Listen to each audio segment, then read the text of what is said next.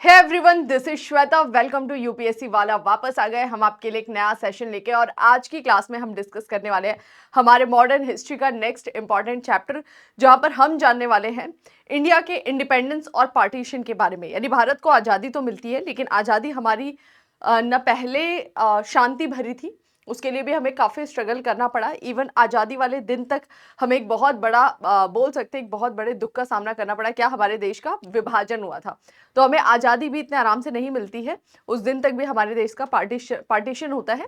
तो ये जो चैप्टर है ये इंडिपेंडेंस के बारे में बताएगा, लेकिन इंडिपेंडेंस पार्टीशन भी साथ में लेकर आता है। तो उसके सारे एस्पेक्ट्स पर यहाँ पर हम डिस्कस करने वाले हैं। बाकी हमारे कुछ कोर्सेज हैं, 1 ईयर 2 ईयर 3 ईयर प्लान। तो आप में से जो भी स्टूडेंट्स सिविल सर्विसेज के प्रिपरेशन कर रहे हैं, डिस्क्रिप्शन बॉक्स में लिंक है, वहां जाके आप इन कोर्सेज को ज्वाइन कर सकते हैं और प्लान मैनर में अपनी प्रिपरेशन कर सकते हैं। साथ ही 26 मई को आप सभी को पता है कि प्रीलिम्स का एग्जाम है। इस बार जो भी बच्चे अपीयर हो रहे हैं, मॉक टेस्ट का बहुत इंपॉर्टेंट रोल होता है, स्पेशली प्रीलिम्स के पॉइंट ऑफ व्यू से। तो उसी को ध्यान में रखते हुए हमारा प्लेटफॉर्म एक ही आपके लिए मॉक टेस्ट लेकर आया, जहाँ पे रेगुलर बेसिस पे आपसे 40 क्वेश्चन पूछे जाएंगे। इसका लिंक भी डिस्क्रिप्शन बॉक्स में, इसे ज्वाइन करिए और जो क्वेश्चन पूछे जाएंगे प्लीज उसके एनालिसिस को बहुत अच्छे से ऑब्जर्व करिएगा। और जब भी जो क्वेश्चन पूछे जाए उनको जाके आपने जो नोट्स बनाए होंगे या जो भी बुक्स पढ़ी होगी उनसे वो टॉपिक को रिवाइज जरूर करिएगा। मतलब ये कंपलसरी है, इतना जरूर करिए ताकि आपके 40 टॉपिक्स डेली रेगुलर बेसिस पे प्रिपेयर्ड हो सके, ठीक है। और अगर आप हमारे इस कोर्स से जुड़ के, मतलब ये टेस्ट सीरीज से जुड़ के कोई बच्चा प्रीलिम्स क्वालिफाई करता है, ऐसे बच्चे जो टेस्ट सीरीज लिए हुए हैं और वो प्री क्वालिफाई करते हैं, तो आपको आगे सृजन प्रोग्राम से जोड़ दिया जाएगा। ये प्रोग्राम में आपको मेंस के लिए डायरेक्टली हमारी फैकल्टीज जो है वो प्रॉपर गाइड करेंगे। यानी मेंस में भी आपको एक गाइडेंस मिलेगा हमारे प्लेटफॉर्म के थ्रू, ठीक है। वो तो आगे का प्रोसेस है, पहले आपको फोकस करना है क्या इस मॉक टेस्ट से जो आपको बेनिफिट मिलने वाला है, ठीक है। चलो स्टार्ट करते हैं हम हमारे सेशन को। क्या बोल रहे हैं यहाँ पर राइटर, देखते हैं। बहुत सिंपल सी चीजें हैं, हम भी सिंपल तरीके से ही पढ़ेंगे, उसको कॉम्प्लिकेटेड बनाने का जरूरत नहीं है। स्वतंत्रता और विभाजन, इटली की घोषणा, ब्रिटेन में इलेक्शन हुआ था, हम ऑलरेडी देख चुके थे। उस इलेक्शन के बाद में ब्रिटेन में कंजर्वेटिव पार्टी की सरकार पलट गई और लेबर पार्टी की सरकार बनती है ब्रिटेन में। लेबर थोड़े से लिबरल टाइप के थे, स्पेशली इंडियन नेशनल मूवमेंट को लेकर। तो जैसे लेबर पार्टी की गवर्नमेंट बनी, भारत का आज़ादी का भी जो एक सपना था वो धीरे धीरे पूरा होने के कगार पे पहुंच गया। और लेबर पार्टी बहुत इस चीज़ को लेकर क्लियर थी कि अब हमें इंडिया को इंडिपेंडेंस दे देना है, क्योंकि बहुत सारी चीज़ें चल रही थी, वो हम ऑलरेडी हमारे प्रीवियस लेक्चर में पढ़कर आए हैं। ब्रिटेन के प्रधानमंत्री बने थे कौन? क्लेमेंट एटली। क्लेमेंट एटली ने घोषणा की। वो घोषणा क्लेमेंट एटली की कब आती है, थोड़ा सा टाइम देखिएगा, 20 फरवरी 1947 को। आपको आज़ादी कब मिल जाती है? 15 अगस्त 1947 को। तो ये जब घोषणा हो रही थी, कैबिनेट मिशन 1946 में आया था। कैबिनेट मिशन ने पूरा प्लान दिया कॉन्स्टिट्यूएंट असेंबली का। जुलाई 1946 में इलेक्शन होता है। उस इलेक्शन में मुस्लिम लीग के कंपैरिजन में जो कांग्रेस थी उसको काफ़ी ज़्यादा सीट्स मिलते हैं, 208 समथिंग। अब वहां पर मुस्लिम लीग रुष्ट हो गई और उसने डिसाइड किया कि हम हम कॉन्स्टिट्यूएंट असेंबली को नहीं मान रहे हैं, हम इस कैबिनेट मिशन के प्लान को ही नहीं मान रहे हैं। तो जो भी कैबिनेट मिशन ने एक प्रोविजन दिया था उसको मुस्लिम लीग ने मानने से इनकार कर दिया। इलेक्शन होने के बाद मुस्लिम लीग ने किनारा कर दिया कि हम अगर हट जाएंगे तो वापस से ब्रिटिश गवर्नमेंट हमारे सामने आएगी कोई नया अप्रोच लेके समझौता करने के लिए। लेकिन इस बार ऐसा नहीं हुआ। ब्रिटिश गवर्नमेंट ने बोला कि कॉन्स्टिट्यूएंट असेंबली का इलेक्शन हो चुका है और जो भी प्रिंसली स्टेट्स अपने अपने लोगों का नाम देना चाहते हैं वो दे सकते हैं और कॉन्स्टिट्यूएंट असेंबली के सेशंस कंडक्ट कराए जाएंगे। जिसको पार्टिसिपेट करना है करिए, नहीं करना मत करिए। तो फाइनली नवंबर में कॉन्स्टिट्यूएंट असेंबली के सेशंस चालू हो जाते हैं और उन सेशंस में जो प्रिंसली स्टेट्स थे, रियासतें थी, वो बाहर रही। रियासतों को लगा अच्छा मौका है, नहीं जाते हैं, कानूनी दायरे में आना किसी को अच्छा नहीं लगता है, तो रियासतों को लगा हम अलग से मौज में हैं, फ्री हैं, वो सही है। मुस्लिम लीग ऑलरेडी बहिष्कार कर चुकी थी, लेकिन कांग्रेस जो है कॉन्स्टिट्यूएंट असेंबली के सेशंस को प्रॉपरली कंडक्ट कराती है। तो वहां से कांग्रेस ने कॉन्स्टिट्यूएंट असेंबली का बैठक चालू कराया और जो भी संविधान बनाने का प्रोसेस था, ड्राफ्ट वगैरह, उस पर काम चालू किया। इधर मुस्लिम लीग इलेक्शन के तुरंत बाद जब वो देखती है कि भाई मेरे पास कोई समझौता करने के लिए नहीं आ रहा है, तो मुस्लिम लीग ने एक दाव खेला। क्या? अब जिन्ना जो है भाई, पहले तो बात से काम चला रहे थे, लेकिन जब लगा कि अरे अब तो मेरी बात कोई सुन ही नहीं रहा है, बोल रहे कि कॉन्स्टिट्यूएंट असेंबली की बैठक चालू हो गई, अब हम क्या करें। तो उस सिचुएशन में जिन्ना ने डायरेक्ट एक्शन की घोषणा की। मतलब बहुत कर ली हमने बातचीत, बहुत हमने डिमांड कर लिया, अब हमको डिमांड नहीं करना, अब हमको डायरेक्ट एक्शन लेना है। वही जो डू और डाई वाला बोला था गांधी जी ने, वो जिन्ना बोलेंगे मुस्लिम लीग के लिए कि भाई जितने भी मुस्लिम कम्युनिटी के लोग हैं, अब आपके लिए क्या सिचुएशन है, डायरेक्ट एक्शन। और डायरेक्ट एक्शन का मतलब क्या, कि आपको कुछ भी करना पड़े अपने पाकिस्तान के लिए, उसके लिए आप कुछ भी करिए, कुछ भी मतलब चाहे हिंसा भी करें। वहां पर जो है दंगे भड़के, हिंदू मुस्लिम दंगे चालू हो गए। और वो जो स्थिति चालू हुई थी अगस्त 1947 से, वो स्थिति बहुत गंभीर हो रही थी। स्पेशली हमारे देश के कुछ सिटीज हैं, जैसे कैलकाटा हो गया, बॉम्बे हो गया, दिल्ली है, मद्रास है, पंजाब है, कुछ ऐसे क्षेत्र थे जहां पर भीषण हिंसा हुई। रास्ते में डेड बॉडीज ऐसे जानवरों जैसे पड़ी हुई थी। तो हिंदू मुस्लिम को काट रहे थे, मुस्लिम हिंदू को काट रहे थे, गांव के गांव ऐसे साफ किए जा रहे थे। और कई सारे ऐसे गांव भी थे जहां पर हिंदू मुस्लिम भाई एक साथ रह रहे हैं, अड़ोसी पड़ोसी हैं, उनके बीच में बहुत अच्छा व्यवहार है। तो कई जगह पे हिंदू मुस्लिम को बचा रहे हैं, मुस्लिम हिंदू को बचा रहे हैं, अपने घर में घुसा रहे हैं। तो बहुत सारी ये सारी परिस्थितियां चल रही थी। और इसी बीच कांग्रेस ने सेशन से स्टार्ट करे। नवंबर दिसंबर पूरा प्रोसेस चालू हुआ, मतलब फाइनली नवंबर में पूरी तरह से गठित हुई, दिसंबर में सेशंस चालू हुए।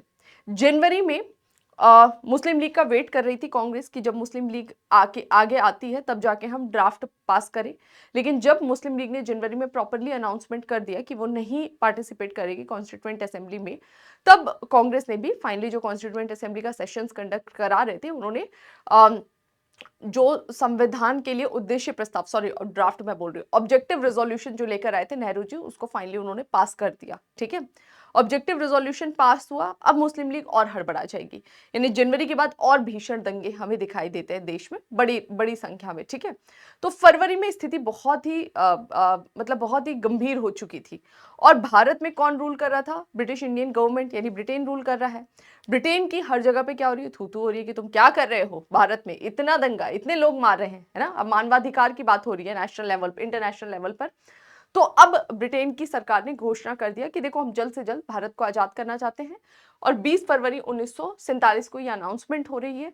और वो बोल रहे हैं कि हम 48 में आपको आजाद कर देंगे। इतना जल्दी आजाद करने का था नहीं, क्योंकि देश को आजादी देनी है, लेकिन आजादी मतलब पूरा पावर हैंडओवर करते हुए समय लगेगा। और अभी भी भारत में कैसी स्थिति बनी हुई है, डिस्प्यूट चल रहा है कांग्रेस और मुस्लिम लीग के बीच में। मुस्लिम लीग तो पार्टिसिपेट ही नहीं कर रही है।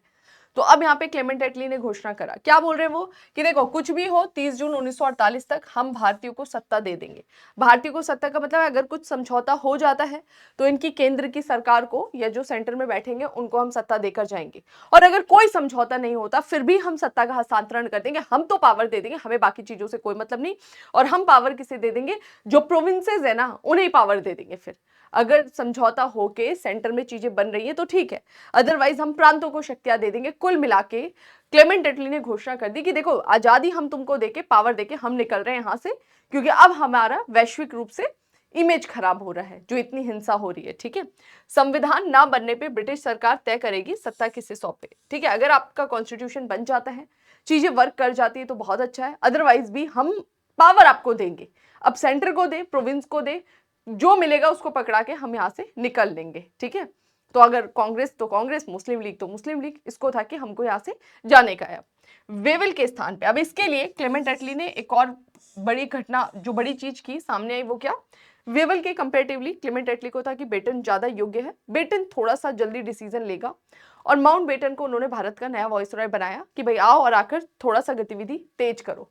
माउंट बेटन आते ही उसने ये पूरी स्थिति देख ली थी कि भाई भारत में अब पार्टीशन होने की बहुत ज्यादा संभावनाएं हैं। और उसका एक ही कारण था, हिंसात्मक जो घटनाएं घट रही थी, क्योंकि अब दंगे को कैसे रोकोगे, और अगर आपने पार्टीशन नहीं भी किया, बाय चांस आप बोल रहे हो कि एक ही देश बन जाए, तो जो लोग रोज के रोज एक दूसरे को मार रहे हैं उसको तो रोकना है ना।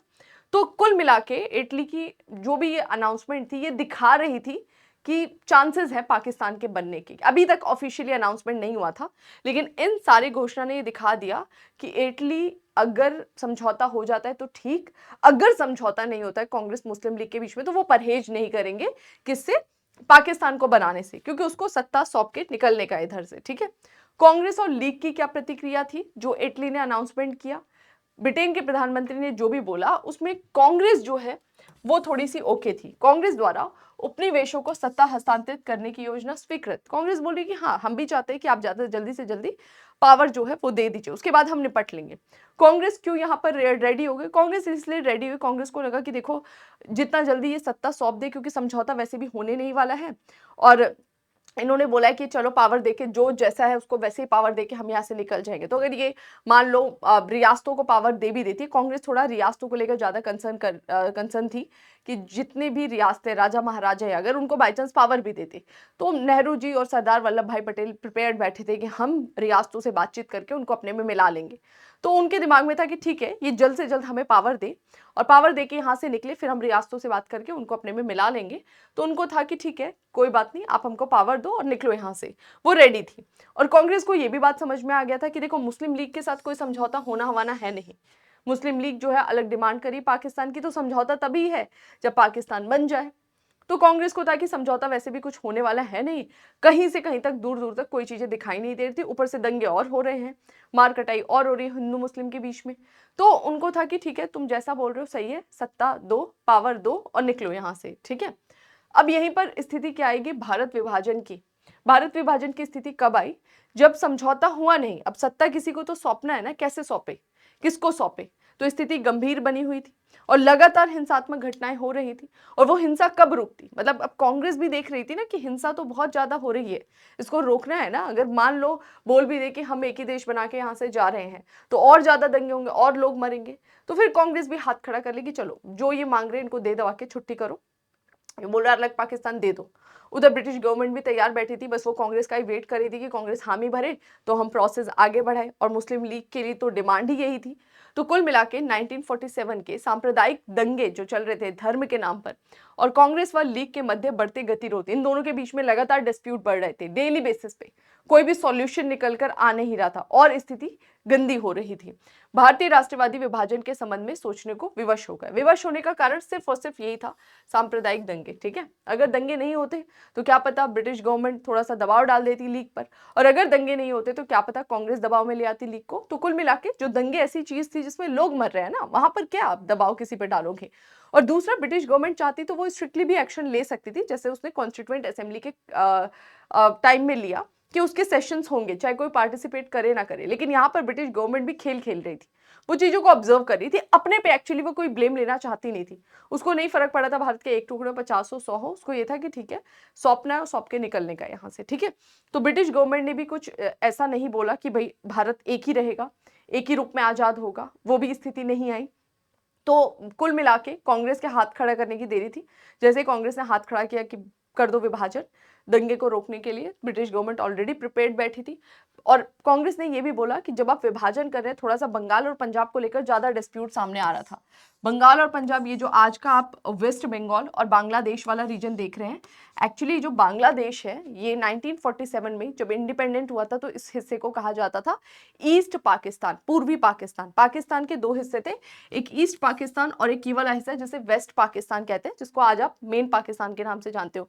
1971 में हमने देखा कैसे इंदिरा गांधी जो है उनके फेवर से फाइनली ये अलग इंडिपेंडेंट कंट्री के रूप में दिखाई दिया 1971 में बांग्लादेश के रूप में। तो ये जो बांग्लादेश है आज का और वेस्ट बंगाल वाला भारत का राज्य है, ये पूरा बंगाल वाला क्षेत्र था। यहाँ पर थोड़ा सा डिस्प्यूट था क्योंकि ऐसा कहा जा रहा था कि बंगाल जो है वो मुस्लिम बहुल क्षेत्र, मुस्लिम ऐसा नहीं था। बंगाल के बहुत सारे ऐसे क्षेत्र थे जहां पर हिंदू बहुसंख्यक में थे। तो मुस्लिम लीग से या कांग्रेस ने ब्रिटिश गवर्नमेंट से बोला कि देखो जब आप बंगाल का विभाजन करें, विभाजन सही प्रकार से होना चाहिए। ये देख लो कौन सा मुस्लिम मेजोरिटी रीजन है, जो उनका मुस्लिम बहुसंख्यक क्षेत्र है उसको आप अलग कर दो, पाकिस्तान में डाल दो, और जो हिंदू बहुसंख्यक क्षेत्र है उसे भारत का हिस्सा रहने दो। ऐसे ही पंजाब आज का अगर आप देखो, पंजाब में अमृतसर और उधर जाओ आप लाहौर पहुंच जाओगे, अमृतसर से लगभग 100-125 किलोमीटर पर है। तो ये पंजाब का एक हिस्सा ही आज भारत में है, ईस्ट पंजाब वाला, वेस्ट वाला पाकिस्तान में है। तो इनका कहना था देखो पंजाब में भी आप ऐसे ही देखो, वहां पे पूरी जगह पे मुस्लिम मेजोरिटी नहीं है, तो जो मुस्लिम मेजोरिटी वाले रीजन है उनको ही आप पाकिस्तान में डालिए, बाकी जो हिस्सा है हिंदू मेजोरिटी तो उसको आप भारत का ही हिस्सा बने रहने दीजिए। इस पर कांग्रेस ने ओके करा। ओके 10 मार्च 1947 को नेहरू द्वारा कैबिनेट मिशन से विभाजन का अनुरोध कि देखिए हम प्रिपेयर्ड है, आप पार्टीशन कर दीजिए, कांग्रेस रेडी है इसके लिए, लेकिन ये पार्टीशन जो है बहुत ही सही तरीके से होना चाहिए और जितनी जरूरत है, जहां मुस्लिम मेजोरिटी है और जहां पर भी मतलब ये उनके अंदर इनसिक्योरिटी है, उसी जगह पर उसी हिस्से को अलग करके पाकिस्तान बनाया जाए। क्योंकि ऐसा नहीं है कि भारत में कोई धार्मिक आधार पर विभाजन हो रहा था कि यहाँ पे हिंदू रहने वाले, यहाँ पे मुस्लिम रहने वाले, नहीं। भारत जब आजाद हुआ था तो भारत में अच्छी खासी मुस्लिम मेजोरिटी पॉपुलेशन थी, मुस्लिम काफ़ी अच्छी पॉपुलेशन थी उनकी, हिंदू थे, सिख थे, ईसाई थे, तो भारत तो हर तरह से सेक्युलर फॉर्म में इंडिपेंडेंट हुआ। कुछ ऐसे मुस्लिम कम्युनिटी के लोग थे जिनका था कि हम अपनी कम्युनिटी के लोगों के राइट्स को सिक्योर करें, इसलिए हमको एक अलग से क्षेत्र चाहिए, ठीक है। तो भले वो विभाजन दिख रहा है धर्म के आधार पे, लेकिन धर्म के आधार पे था नहीं। अगर होता तो फिर पूरा हिंदू मुस्लिम इस तरह का बंटता, लेकिन ऐसा नहीं बटा। जिसको मर्जी है वो जा सकता था उधर, अदरवाइज आप भारत में रहिए, ठीक है। तो यहाँ पर ये स्थिति थी। 10 मार्च 1947 को नेहरू ने बोला ठीक है बांट दो, कांग्रेस इसके लिए रेडी है। अप्रैल 1947 में कांग्रेस अध्यक्ष जीवी कृपलानी जो थे, उस समय कांग्रेस के अध्यक्ष बने हुए थे, प्रेसिडेंट, उन्होंने वॉइसरॉय से विभाजन के लिए ऑफिशियली भी चीजों को आगे बढ़ाया कि ठीक है हमारी तरफ से ओके है, अब इस पार्टीशन को आगे प्रोसेस किया जाए, ठीक है। वॉइसरॉय उस समय कौन थे भारत के? माउंटबेटन। माउंटबेटन ने निर्णय लेने में बिल्कुल देरी नहीं लगाया और इसी पर्पज से इन्हें भेजा गया था कि आप जाके क्विक डिसीजन लेंगे, वहां पर चीजों को जल्दी सेटल करेंगे। उसने बहुत तेजी से डिसीजन लिया और साथ साथ में माउंटबेटन को कुछ स्पेसिफिक राइट्स भी दिए गए थे। क्लेमेंट एटली को पता था कि माउंटबेटन को बहुत सारे ऐसे हैं चीजें जिसके लिए उसको स्पेशल राइट देना जरूरी है, अदरवाइज वो डिसीजन नहीं ले पाएगा, ठीक है। पार्टीशन छोटी मोटी चीज नहीं होती है। देखो अभी घर में अगर बंटवारा होता है दो भाई लोग का, तो कैसे पतीला, गाय, पैसा, क्या बोलते हैं, कर्जा, सबको लेके मार कुटाई होने लग जाती है ना। इवन माँ पापा किसके पास रहेंगे उसको लेकर, बंटवारे को लेकर लड़ाई। तो मतलब छोटे से एक घर में दो भाइयों के बीच में बंटवारा होता है तो कितना कलह कलेश होता है। बहुत कम लोग होंगे जो शांति से कर ले और ये बोलते हैं अरे यार तू थोड़ा ज्यादा रख ले, कम देखने को मिलता है। तो कुल मिला के ये देश का विभाजन है, पूरे देश का पार्टीशन है। पॉपुलेशन ही नहीं डिसाइड कर पा रहे हैं कि जो पॉपुलेशन इनसिक्योर फील कर रही है और वो चाह रही है कि हम पाकिस्तान में जाकर रहें, तो वो पाकिस्तान में जाके कहाँ रहेगी? उसका घर संपत्ति जो कि अचल संपत्ति, भाई चल संपत्ति को तो तुम उठा ले जाओ, जेवर ले जाओ, पैसे ले जाओ, ठीक है, गोल्ड सिल्वर सब मेटल उठा ले जाओ, घर कैसे उठा ले जाओगे? जमीन कैसे उठा ले जाओगे? तो जब आप यहाँ से वहां जा रहे हो तो वहां कहाँ रहोगे? शिविर में रहोगे? यहाँ पे आपके पास जितना जमीन है वहां मिल रहा है, नहीं मिल रहा है, क्या प्रोसेस होगा? गवर्नमेंट के लिए भी इन चीजों को सेटल करना बहुत टफ हो जाएगा ना, ठीक है। या फिर पाकिस्तान से जो लोग भारत में आना चाह रहे हैं उनके लिए क्या स्थिति होगी? सेना, एक ऐसी सेना जो पूरे देश की सेना थी, अब उसी सेना का बंटवारा होगा। आप खुद सोचिए, आर्म्ड फोर्सेस, फोर्सेस में सिक्योरिटी कितना बड़ा कंसर्न होता है, और आपकी सिक्योरिटी एक दूसरे देश की सिक्योरिटी बन रही है या उनकी सिक्योरिटी आपकी सिक्योरिटी बन रही है। अभी तक तो एक ही था ना, तो एक दूसरे के सारे जो भी सिक्योरिटी रिलेटेड चीज होंगी वो तो पता होगी ना, इन आर्म्ड फोर्सेस को सारे प्रोसेस पता होंगे। वो एक बहुत टफ सिचुएशन होती है, ठीक है। दूसरा, देश एक ही था तो उसका जितने भी कर्जा है, जितने भी फाइनेंशियल चीजें हैं, उनको कैसे कैसे हमें डिस्ट्रीब्यूट करना है, तो एक बहुत बड़ा प्रोसेस होता है। तो इस वजह से क्लेमेंट एटली ने माउंटबेटन को कुछ स्पेशल राइट्स भी दिए थे, अनौपचारिक, जो ऑफिशियल नहीं थे, अनऑफिशियल राइट्स दिए थे। और क्लेमेंट एटली के उन राइट्स का, उन पावर्स का यूज किया माउंटबेटन ने और क्विक डिसीजन लिया इंडिया के पार्टिसिपेशन का। बहुत ही कम समय में 3 जून को ही माउंटबेटन ने अपना प्लान पेश कर दिया कि ये देखो ये पूरा खाका है, इस तरह से भारत पाकिस्तान का विभाजन किया जाएगा।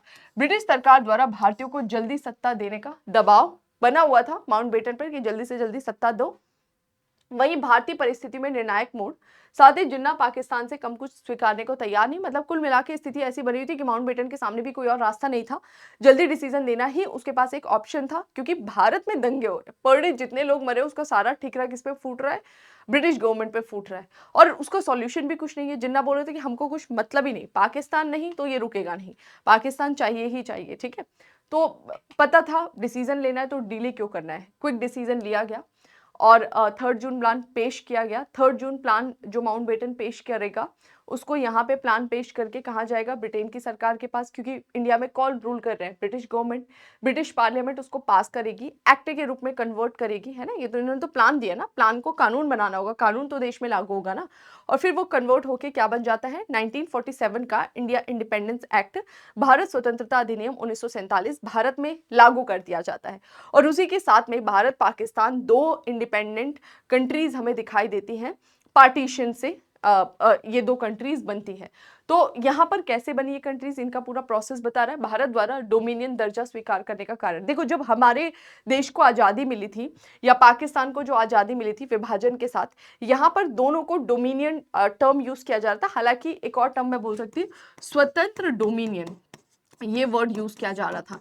इंडिपेंडेंट डोमिनियन, अब ये जो डोमिनियन टर्म है ना, इससे आप लोग पहले भी परिचित हो चुके होंगे, मैंने पहले भी हमारे कुछ क्लासेस में इस टर्म का जिक्र किया था।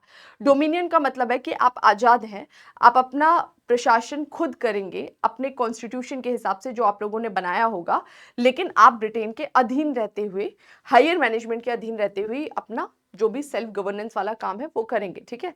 तो ये टर्म तो पहले भी यूज हुआ था। 1929 में दिसंबर में जब कांग्रेस का लाहौर सेशन हुआ था, उस लाहौर सेशन में कांग्रेस ने बहुत ही क्लियरली बोला था कि हमको डोमिनियन स्टेटस नहीं चाहिए, ओके। और अब हमें पूरा इंडिपेंडेंस चाहिए, फुल इंडिपेंडेंस चाहिए, और उसके लिए 26 ऑफ जनवरी 1930 को हमने एज अ इंडिपेंडेंस डे या फिर पूर्ण स्वराज दिवस के रूप में सेलिब्रेट भी किया था। तो वो जो डोमिनियन स्टेटस हम 1929 में लेने तैयार नहीं थे, यहाँ पर राइटर यही बोल रहा है कि इंडिया को आज़ादी भी डोमिनियन के फॉर्म में ही मिला। 1947 में हमने क्यों एक्सेप्ट कर लिया, तो अगर किसी बच्चे के दिमाग में कोई भी डाउट आता है मैं यहीं पे क्लियर कर दूं। देखो, ये जो डोमिनियन है वो इंडिपेंडेंट डोमिनियन है, ये सिर्फ फॉर्मेलिटी के लिए डोमिनियन था, क्योंकि अभी तक बात की जा रही थी भारत को शक्ति दी जाएगी दी जाएगी दी जाएगी, अब एक्चुअल में पावर दे रही थी और आप पावर की डिमांड कर रहे थे, अब आपको पावर मिलेगी। तो देखो, जब शक्ति का हस्तांतरण होता है ना, तो उसमें सारी चीजें, एक कोई दूसरा सरकार सब कुछ मैनेज कर रहा था, एकदम से अगर आपको दे दिया, आपको चीजें नहीं पता है, इसका पेपर, इसका लीगल प्रोसेस क्या है, सब कुछ आपको पता नहीं है, तो आपके लिए मैनेज करना थोड़ा सा दिक्कत हो जाएगा, है ना। और देश तो चलेगा ही, देश में सारी चीजें, सारी गतिविधियां तो होंगी ना, लोग थोड़ी रुक जाएंगे, टाइम थोड़ी रुक जाएगा, टाइम तो वर्क करेगा ही। तो इसी स्थिति में ये डिसाइड किया गया कि इंडिया और पाकिस्तान को एज अ डोमिनियन इंडिपेंडेंट किया जाएगा, और ये इंडिपेंडेंट डोमिनियन के फॉर्म में आजाद होंगे, स्वतंत्र डोमिनियन, यानी ये जिस दिन चाहे डोमिनियन शब्द अपने आगे से हटा सकते हैं। इनको लग रहा है कि इन्हें हमारे मैनेजमेंट की बिल्कुल जरूरत नहीं है, तो डोमिनेंट टर्म हटाएं, हम वैसे भी जाना तो यहाँ से पूरी तरह से चाहते ही हैं, लेकिन तब तक जब तक इनको आवश्यकता है अपना पूरा लॉ एंड ऑर्डर मैनेज करने के लिए या चीज़ों को समझने के लिए, तब तक हम इनकी हेल्प करेंगे, ओके। तो भारत को आज़ादी हुई डोमिनियन के फॉर्म में, उसको बोल रहे हैं कि क्या रीज़न था कि हमने डोमिनियन फॉर्म एक्सेप्ट कर लिया। तो बस यही कारण है कि क्योंकि इस डोमिनियन का कोई एक्चुअल में स्टेटस था नहीं, ये इंडिपेंडेंट डोमिनियन थे, जब चाहे तब हम नाम हटा सकते थे, तो हमें इतना फर्क नहीं पड़ रहा था। 1929 के लाहौर सेशन में कांग्रेस ने इसे मना कर दिया था, लेकिन अब कांग्रेस को पता था कि ये टेम्पररी है, ये डोमिनियन का कोई मतलब नहीं है, तो हमको क्या फर्क पड़ता है, चलो एक्सेप्ट कर लिया।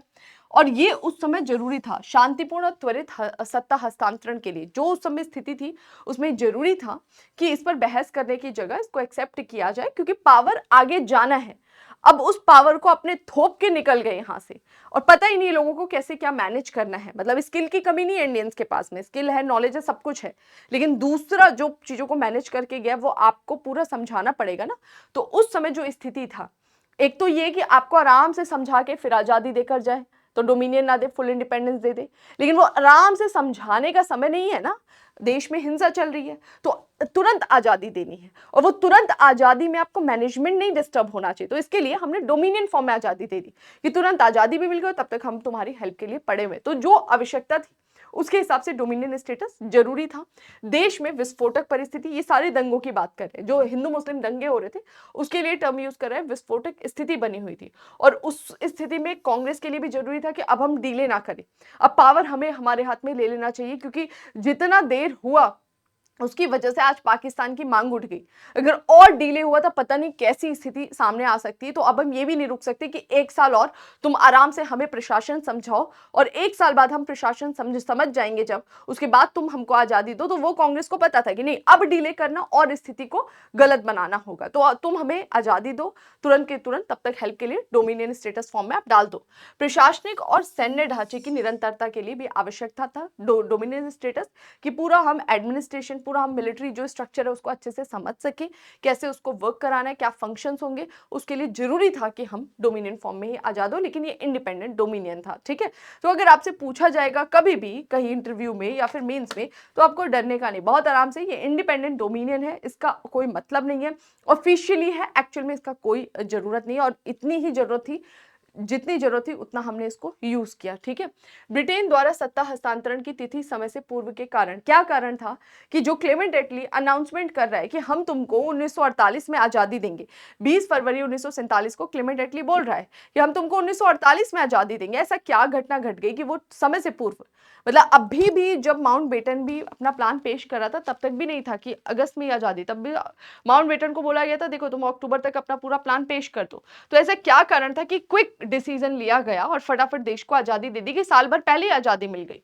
तो बोल रहा है कि ब्रिटेन डोमिनियन स्टेटस के मुद्दे पे कांग्रेस की स्वीकृति चाहता था। ब्रिटेन देखो जल्दी से जल्दी भागना चाहता था, दंगे का पूरा उस पर इल्जाम आ रहा था। और ब्रिटेन क्यों फंसा हुआ था, वो इसलिए एक साल बाद बोल रहा था क्योंकि उसको पूरा प्रोसेस करने में समय लगता। और ब्रिटेन के दिमाग में था कि ये डोमिनियन तो मानेंगे नहीं। ब्रिटेन को था कि अगर ये डोमिनियन स्टेटस मानने तैयार हो जाए तो हम आज ही सत्ता हस्तांतरित कर दे। तो क्योंकि उसके दिमाग में था कांग्रेस डोमिनियन स्टेटस मानेगा नहीं, इस वजह से उसने एक साल बाद का समय बोला था। लेकिन जैसे ही डोमिनियन स्टेटस पे एग्री हुआ कांग्रेस, तुरंत उसने समय पूर्व ही दे दिया आजादी कि लो भाई अब हम एक साल तक तुम्हारा हेल्प करते रहेंगे मैनेजमेंट करने में। सांप्रदायिक दंगों की जिम्मेदारी से बचना चाहते थे, उसको पता था डीले करने में क्या है। आज अगर भारतीयों को सत्ता दे दिया 15 अगस्त 1947 को, तो अब जितने भी मार कटाई होगी, ब्रिटेन बोल रहा है जी मैं तो नहीं हूं, मैं तो अब बाहर आ गया, हमारा उसमें कोई रोल नहीं है। तो अब एक साल तक दंगे हो, 2 साल तक दंगे हो, 5 साल तक दंगे हो, जितनी भी भारत में अव्यवस्था फैलेगी उसका जिम्मेदार कौन होगा भैया, ये होगा या ये होंगे या इनके देश का मामला है, उसे ब्रिटेन का तो कोई लेना देना रहेगा नहीं। तो ब्रिटेन इससे बचना चाहता था, लेकिन इससे भी बचने के लिए उसके लिए जरूरी था क्या, डोमिनियन स्टेटस। और पहले उसने एक साल बाद की बात इसलिए बोलती, उसको पता था कांग्रेस नहीं मानेगी। लेकिन जैसे ही कांग्रेस मानी, इस कारण और इस कारण से तुरंत उसने पहले ही आजादी दे दी, एक साल पहले। भारतीय स्वतंत्रता अधिनियम माउंटबेटन का जो प्लान था उसमें थोड़े बहुत चेंजेस के साथ में उसको एक्ट का फॉर्म दिया गया और इंडियन इंडिपेंडेंस एक्ट 1947 के फॉर्म में वो एग्जीक्यूट कर दिया गया इंडिया में। तो 15 अगस्त 1947 को आपको आजादी मिल गई। क्या था इस अधिनियम में, इस अधिनियम को थोड़ा सा अच्छे से पढ़ लीजिए। वैसे ये एक्ट आपने पढ़ा होगा, इंडियन पॉलिटी का जो लक्ष्मीकांत है उसका हिस्टोरिकल बैकग्राउंड चैप्टर है, उसमें जब आप सारे एक्ट पढ़े होंगे ना क्राउन रूल के समय, 1958 का गवर्नमेंट ऑफ इंडिया एक्ट, 61, 92 का काउंसिल एक्ट, 1909 का मॉडल मिंटो, 1919 का गवर्नमेंट ऑफ इंडिया, 1935 का गवर्नमेंट ऑफ इंडिया, वो सब उनके रूल के लिए था। 1935 के बाद लास्ट ये एक्ट आया जिसका नाम था गवर्नमेंट ऑफ इंडिया एक्ट 1947, जो हमारे इंडिपेंडेंस के लिए था, जो इंपॉर्टेंट एक्ट थे उनमें से, ठीक है। तो भारतीय स्वतंत्रता अधिनियम 1947 हमारे आजादी का कानून था। क्या बोल रही है, ब्रिटिश संसद का भारत के लिए अंतिम अधिनियम। इसके बाद से ब्रिटेन की पार्लियामेंट के पास कोई अथॉरिटी नहीं रह जाएगी कि वो हमारे लिए एक्ट बना सकती है। तो ये ब्रिटेन की पार्लियामेंट से भारत के लिए आने वाला अंतिम कानून था। ओके, अंतिम गवर्नर जनरल के रूप में माउंटबेटन की नियुक्ति कर दी गई। जब देश को आजादी मिली तो उस समय भारत का वॉइसरॉय कौन था, माउंटबेटन था। लेकिन अब वॉइसरॉय वाला स्ट्रक्चर तो रहेगा नहीं ना, हमें इंडिपेंडेंस मिल गया है। तो इंडिपेंडेंस मिलने के बाद से हमारे देश में एक इंटरिम गवर्नमेंट जो बनेगी, नेहरू वाली, नेहरू को शपथ दिलाएंगे Mountbatten as a first prime minister of India. लेकिन वो फर्स्ट प्राइम मिनिस्टर इलेक्शन से नहीं बने थे, समझ में आ गया, म्यूचुअली बना दिया गया था। क्योंकि इलेक्शन कब होगा देश में, इलेक्शन तो तब होगा ना जब इलेक्शन का प्रोसेस ला दिया जाएगा, और इलेक्शन का प्रोसेस तो अभी हमारे देश में आया नहीं था। तो यहाँ पर यही है कि इलेक्शन का प्रोसेस जब आएगा तब की बात है, अभी तो इलेक्शन का प्रोसेस आया नहीं है ना। तो बस राइटर यही बोलता है कि इलेक्शन का जब प्रोसेस आएगा तब इलेक्शन होगा।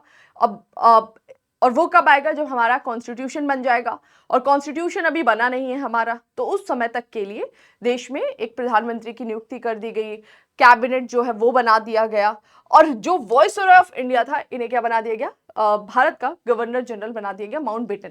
इवन पहले प्लानिंग ये थी कि माउंटबेटन दोनों का गवर्नर जनरल बनेगा, पाकिस्तान का भी और भारत का भी, और दोनों के गवर्नर जनरल के रूप में काम करते हुए माउंटबेटन दोनों के बीच में जो भी चीजों को लेकर कॉन्फ्लिक्ट होगा उसको दूर करेगा। लेकिन आजादी के बाद ऐसा हुआ नहीं। माउंटबेटन तो भारत का गवर्नर जनरल बना, लेकिन पाकिस्तान ने अपना गवर्नर जनरल माउंटबेटन को नहीं बनाया, उनने जिन्ना को बनाया अपना गवर्नर जनरल, ठीक है। तो यहाँ पर भारत के लिए बात कर रहा है, तो बोल रहा है कि माउंटबेटन भारत के गवर्नर जनरल के रूप में इनको पद दिया गया, और ये काम करेंगे, हेल्प करेंगे नेहरू जी की।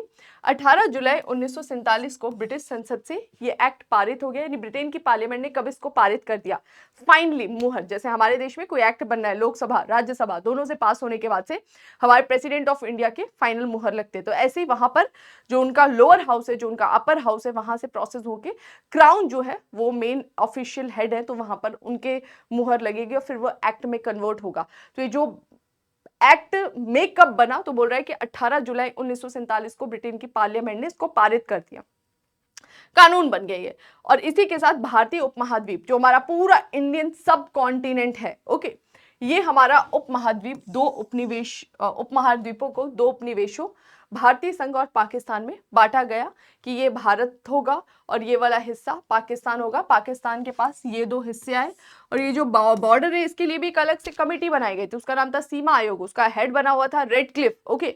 इसी वजह से इंडिया पाकिस्तान के बीच में जो लाइन ड्रॉ की गई, इसको क्या बोलते हैं, रेडक्लिफ लाइन बोलते हैं, क्योंकि उसके नाम पर उसने ये लाइन ड्रॉ किया, ठीक है, जो बहुत ही बेहुदा तरीके से बनाया गया। मतलब अभी तक डिस्प्यूट चलता है ना, बांग्लादेश के साथ तो कितना बड़ा डिस्प्यूट था, फिर उसको अमेंडमेंट करके बहुत सारे गांव की अदला बदली की गई ताकि उसको प्रॉपर वे में, जो उनके लिए भी चैलेंजिंग था, हमारे लिए भी चैलेंजिंग था, सीमा को लेकर उसको दूर किया जा सके। तो वो उसका जड़ कहाँ है, वहां पर है, ठीक है। पश्चिम पंजाब और पूर्वी बंगाल के सीमा निर्धारण के लिए सीमा आयोग का गठन, इसमें बोला गया कि ये वाला जो हिस्सा, ये वाला जो हिस्सा है, इसमें क्या क्या, कौन सा हिस्सा भारत में आएगा, कौन सा पाकिस्तान में आएगा, उसके लिए एक हम सीमा आयोग बना देंगे। वो सीमा आयोग का प्रोविजन इस एक्ट में था।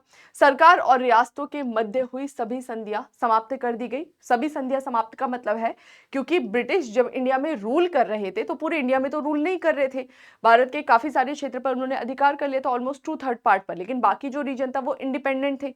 तो उन रियासतों को इंडिपेंडेंट, मतलब इतने इंडिपेंडेंट नहीं थे कि सोवरेन पावर के साथ, उन रियासतों को पता था कभी भी ब्रिटिश हम पर अटैक करके हम पर रूल कर सकते हैं। तो ब्रिटिश ने, उनको नहीं लगा कि इतने महत्वपूर्ण क्षेत्र है, तो ब्रिटिश ने उनसे अपनी अधीनता स्वीकार करवाई थी, उनके साथ में अलग अलग टाइप की ट्रीटी कराई थी।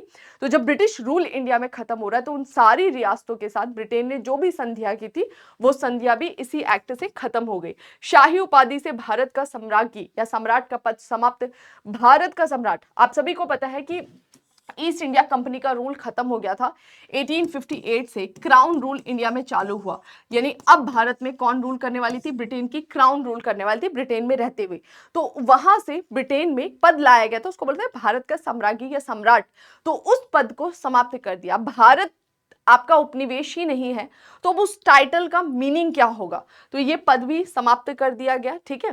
प्रत्येक राज्य के लिए एक एक गवर्नर जनरल का प्रोविजन किया गया कि जितने भी प्रोविंसेस होंगे ना, वो प्रोविंस, अब देखो देश को आजादी मिली है, इसका मतलब ये नहीं कि देश थोड़ी रुक जाएगा, समय नहीं रुकेगा, सब कुछ वर्क करेंगी चीजें। तो इसमें बोला गया कि जब तक आपका कॉन्स्टिट्यूशनल प्रोविजन नहीं आता है, तब तक हर एक प्रोविंस में एक एक गवर्नर जनरल काम करेगा, जैसे आज सीएम करते हैं, ओके। विधान मंडलों को कानून निर्माण का अधिकार, क्योंकि अभी आपका कॉन्स्टिट्यूशन बना नहीं है। देखो कैबिनेट मिशन ने जो प्रोविजन दिया था उसके हिसाब से 1946 में आपका कॉन्स्टिट्यूएंट असेंबली बन गई है। और अगर इस कॉन्स्टिट्यूएंट असेंबली का फाइनल वर्क देखोगे तो 26 दिसंबर, अगर एग्जैक्ट देखें जब एग्जीक्यूशन हुआ तो वो टाइम देखोगे तो 26 नवंबर 1949 को हमारी कॉन्स्टिट्यूएंट असेंबली ने कॉन्स्टिट्यूशन बना दिया, लागू हुआ 2 महीने बाद, ठीक है। तो ये 46 से काम चालू हुआ था, 49 तक पूरा हुआ। अगर आप एग्जैक्ट बोलो तो ये देख लो 26 जनवरी 1950 को आपका संविधान लागू हो गया देश में। तो 46 से चालू हुआ, 50 में पूरा हो रहा है। यहाँ पर दिसंबर 1946 से बैठक चालू हुई थी। तो अब थोड़ा सा देखो ना कि 46 से 47, 48, 49, ऑलमोस्ट 3 ईयर, ठीक है। तो ये 3 साल के बीच में 15 अगस्त 1947 को भाई आपको आजादी मिल गई। जिस दिन आजादी मिली आपका कॉन्स्टिट्यूशन प्रिपेयर्ड ही नहीं था। तो क्या 15 अगस्त 1947 से आप वेट करते हैं जिस दिन कानून बनेगा उस दिन कुछ लाएंगे, तब तक व्यवस्था तो मैनेज करनी है ना।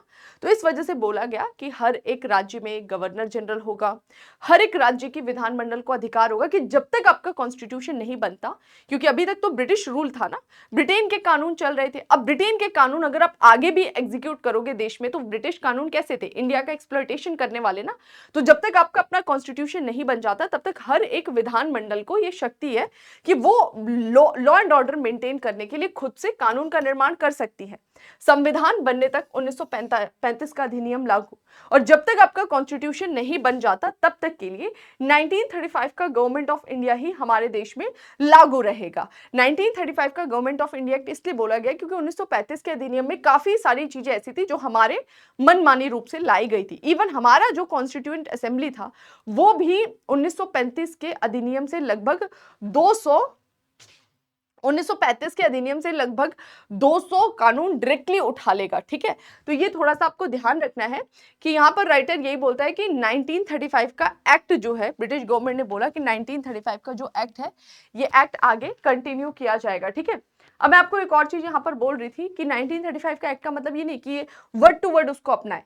अगर चाह रही है विधानमंडल की 1935 के कानून में कुछ फेरबदल करके देश में लागू करे तो वो कर सकती थी, आप पूरी तरह से आजाद थे। ओके, पूर्व पदाधिकारियों को सुरक्षा, मतलब जितने भी पुराने गवर्नमेंट ऑफिशियल्स थे हमारे देश में, जैसे ब्रिटिश अधिकारी भी तो भारत में आकर बैठे हुए थे ना, आईसीएस, इंडियन सिविल सर्विसेज में पद जमा के, तो बहुत सारे जो पूर्व अधिकारी थे इनके लिए बात करें कि पूर्व अधिकारियों को सुरक्षा दी गई कि जो पहले के अधिकारी हैं इनके लिए पूरा ये प्रोसेस यहाँ पर किया जाएगा, और भविष्य में मतलब उनको सिक्योरिटी देना जरूरी है ना, और भविष्य में भारत सचिव इनकी नियुक्ति के अधिकार से वंचित। ये जो भारत में पदाधिकारियों की नियुक्ति कौन करता था, तो ब्रिटेन में एक व्यक्ति बैठा हुआ था जिसको बोला जाता था secretary of state for India, Bharat सचिव का पद। तो भारत सचिव जो बैठा था ना उसके पास ये सारी अथॉरिटीज थी, तो बोल दिया कि एक तो जो ऑलरेडी ऑफिशियल्स है इनकी सिक्योरिटी का प्रोविजन किया जाएगा कि भारत में रहना चाह रहे हैं नहीं चाह रहे हैं, इनका पेंशन वगैरह ये सब प्रोविजन, और आगे इन ऑफिशियल्स की पोस्ट पर सेक्रेटरी ऑफ इंडिया का जो पद ही खत्म कर दिया जाएगा, अब उसका कोई अथॉरिटी नहीं है। तो ये कौन बैठेगा इस पे, क्या प्रोसेस होगा, वो पूरी तरह से इंडियंस डिसाइड करेंगे। ओके, भारतीय सेना जो है उसका दोनों राज्यों में बंटवारा, ये सबसे खतरनाक चीज होती है। ठीक है, अब दोनों की तो सेना होगी ना, उनको थोड़ी बोला जाएगा कि तुम अपना खुद का बनाओ या हम खुद का नया बनाएंगे। उस सेना को डिस्ट्रीब्यूट किया गया। 15 अगस्त 1947 को फाइनली बंटवारा हुआ, जहां दो स्वतंत्र डोमिनियन अस्तित्व में आए। भारत का गवर्नर जनरल माउंटबेटन बना, पाकिस्तान के गवर्नर जनरल कौन बनता है, मोहम्मद अली जिन्ना बनते हैं। ठीक है, अब इसको बोल रहा है थोड़ा सा एनालिसिस कर दो हर पॉइंट ऑफ व्यू से, पॉजिटिव नेगेटिव।